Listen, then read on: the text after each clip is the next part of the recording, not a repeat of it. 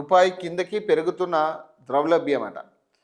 Crude oil రేట్లు, వంట నూనె, పప్పులు, ఎరువుల ధరలు కూడా, ఎలక్ట్రానిక్ వస్తువుల రేట్లు జూమట. ఒక ఎగుమతిదారులకే లాభమట.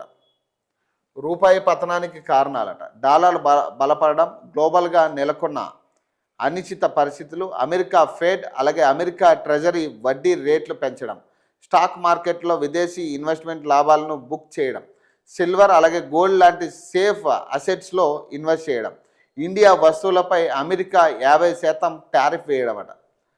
ఇండియాకు అవసరమైన క్రూడ్ ఆయిల్లో 85% దిగుమతుల ద్వారానే వస్తుంది. రూపాయి విలువ పడిపోవడంతో పెట్రోల్ ధరల పెరుగుదల, అలాగే గత 6 నెలల్లో వంట గ్యాస్ సిలిండర్ 50 నుంచి 70 వరకు పెరిగిందట.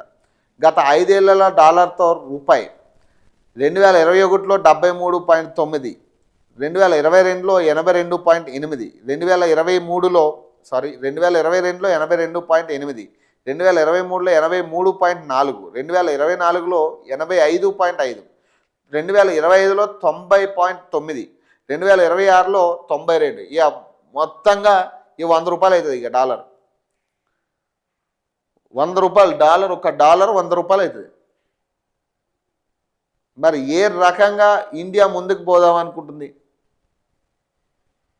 వికసిత్ భారత్ అని పెద్ద ఎత్తున చెప్తా ఉన్నాడు కదా, విజన్ 2047.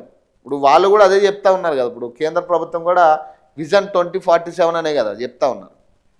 ఇప్పుడు ఈయన తెలంగాణ విజన్ 2047, 2037 ఎట్లా చెప్తున్నాడో, ఇప్పుడు ఆయన 2047 విజన్ అని చెప్తా ఉన్నాడు.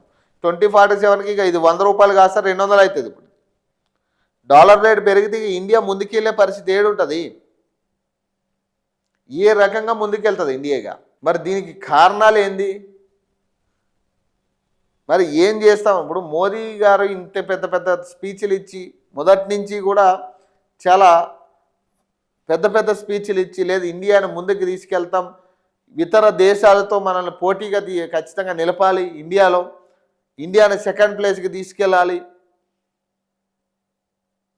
మొత్తం ఇండియాని నాశనం చేస్తూ ఉన్నారు ఇక కంప్లీట్గా.